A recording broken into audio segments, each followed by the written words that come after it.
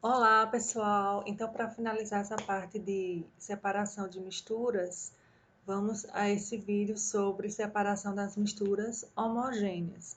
Sou professora Ana Josana, do IFPB Campus Cabedelo. Vamos lá?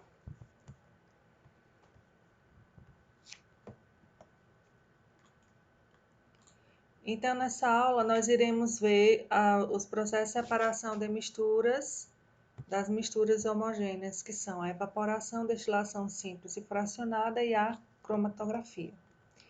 Na evaporação, nós temos o quê? A mistura é deixada em repouso ou é aquecida até que o líquido componente mais volátil evapore. Então, por exemplo, é um processo muito utilizado nas salinas, processo de fabricação do sal da nossa cozinha, em que a água do oceano é deixado lá em evaporação, a água evapora e nos sobra o sal. Destilação simples. Quando é que eu tenho uma destilação simples? Também é um processo de separação de misturas homogêneas formada entre sólidos dissolvidos em líquidos, tá? Então, o sistema para destilação simples parecido com esse daqui. Então, eu tenho um tripé, a tela de amianto, o bico de Bunsen, que é a minha fonte de calor, mas eu posso estar utilizando uma ou outra, eu posso estar utilizando uma manta aquecedora, por exemplo. Aqui vem acoplado um balão de destilação, onde eu coloco aqui a minha mistura, por exemplo, água e sal, um componente sólido e uma substância líquida, né? Eu acoplo o termômetro, esse balão de destilação, ele segue aqui com um condensador. Nesse condensador nós temos tanto uma entrada de água da torneira, né, e uma outra mangueira com a saída da água. Então, o que é que vai acontecer?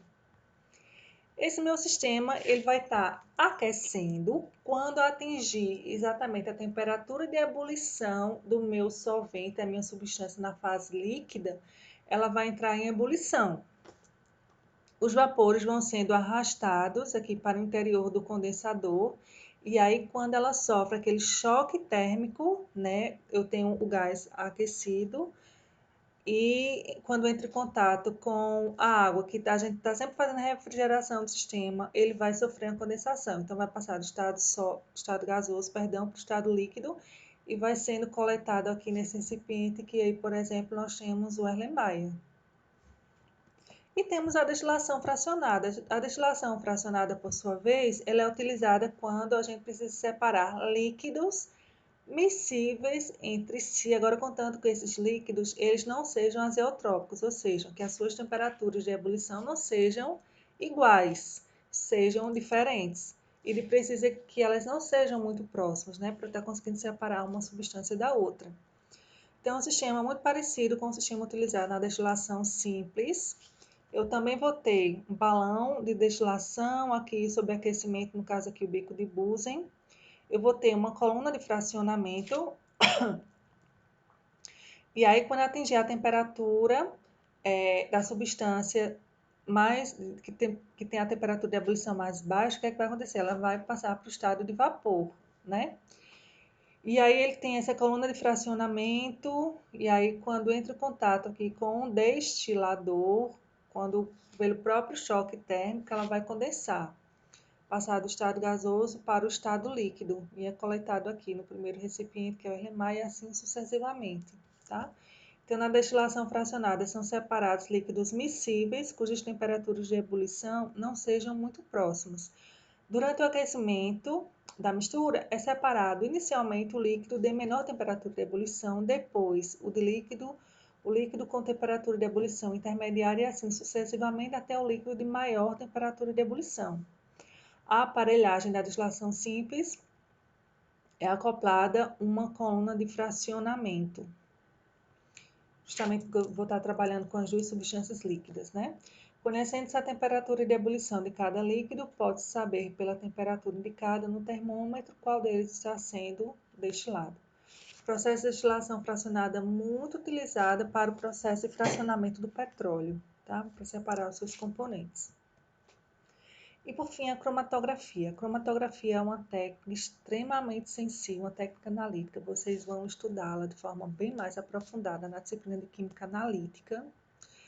E pelo próprio nome fala, né? Cromo significa cor, grafia escrita. Então, é um processo de separação de misturas homogêneas e que eu consigo separar, identificar todos os componentes que vão estar presentes naquela minha amostra. Eu também consigo quantificar. Existem diversos tipos de cromatografia.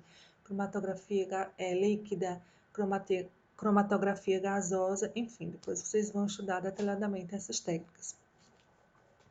Então, de uma forma bem simples, a cromatografia ela consiste em uma fase estacionária e uma fase móvel, que eu faço a fase móvel passar sobre a minha fase estacionária, onde vai estar presente a minha amostra. Então, na cromatografia, a gente sempre trabalha com conceitos relacionados à solubilidade, a forças de interação intermoleculares, né? Aos pesos moleculares das substâncias. Então, para substâncias mais pesadas, elas vão sendo arrastadas pela coluna cromatográfica mais lentamente, né? Dependendo das forças de interação intermoleculares, se a minha amostra ela tem mais afinidade pela fase estacionária ou se é pela fase móvel. Então, com isso, à medida que a gente vai passando o eluente, vai ocorrendo a separação de fases dos componentes da minha amostra até o finalzinho da coluna cromatográfica, até eu finalizar o meu experimento. Então, aqui vem mostrando um experimento cromatográfico bem simples, vocês podem até fazer em casa. Então, tem um recipiente onde vocês podem colocar álcool, um papel de filtro, e aqui ele fez um pontinho com uma caneta preta. E aí, o que acontece? Com o passar do tempo, a água ela vai sendo absorvida, né, pelo papel. E aí, esse álcool, na verdade, ele vai se comportar com uma fase móvel. E aqui, o meu papel de filtro com uma fase estacionária. Então, à medida que esse álcool ele vai sendo absorvido, e ele vai subindo aqui esse papel, ele vai justamente separando os componentes que compõem, no caso, aquela tinta preta, né? Então, a gente observa aqui, pelo próprio aspecto visual, pelo menos aqui umas 4 substâncias, né? Essa roxinha, a preta, tem um amarelinho aqui do lado e um azul, certo? E por fim, os exercícios. Um exercício para a gente estar revisando essa questão das separações de misturas. Então, ele pede para identificar as misturas seguintes como homogêneas ou heterogêneas e sugerir uma técnica para separar seus componentes. Primeiro, álcool e água. A gente sabe que é uma mistura homogênea. Como é que eu posso estar separando? Aplicando uma técnica de destilação fracionada, tá? Porque aí, no caso, o álcool, como ele tem uma temperatura de ebulição mais baixa, ele evapora. Primeiro é coletado em um recipiente, que pode ser o Erlenmeyer, e a água vai ficar lá no balão de destilação. Carvão e açúcar. Mistura heterogênea, duas fases, dois componentes, carvão e água, e o açúcar. Eu posso estar fazendo uma dissolução fracionada, porque eu posso, se eu adicionar água a essa mistura, eu posso observar o quê? Que o açúcar vai se dissolver na água. O carvão não. O carvão mais denso vai para o fundo do recipiente, ele decanta, né, para o fundo do recipiente. Em seguida, eu posso continuar esse processo, né? Posso fazer uma filtração comum, com funil papel de filtro, onde o carvão vai ficar retido no papel de filtro. E o sobrenadante vai ficar a água e o açúcar. Em seguida, eu posso aplicar uma destilação simples, em que a água, no caso, evapora, é destilada, condensada e vai ficar no meu balão de destilação o açúcar. E aí eu consigo separar todas as fases do meu material. Gasolina e óleo do motor. Mistura homogênea, então líquidos diferentes. Eu posso estar utilizando uma destilação fracionada, como eu já expliquei aqui, para o álcool e a água. E a água salgada, pode ser uma água do mar, né? A gente sabe que é uma mistura homogênea.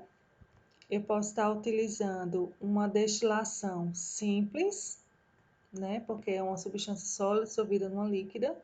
Ou então o processo de osmose reversa. No processo de osmose reversa, eu aplico uma membrana, que é um polímero. Essa membrana, esse sistema é submetido a uma pressão. E aí o solvente, por pressão, ele passa através da membrana para o recipiente que a gente quer coletar essa água destilada, mas o soluto não. E eu chamo processo de osmose reversa, por quê? Porque o processo natural é sempre da água, está sempre passando para aquele sistema mais concentrado, certo? Algumas referências, né? Osbeck Salvador, Coates. Vamos retornar aqui para o sistema. E é isso, pessoal. Obrigada pela atenção.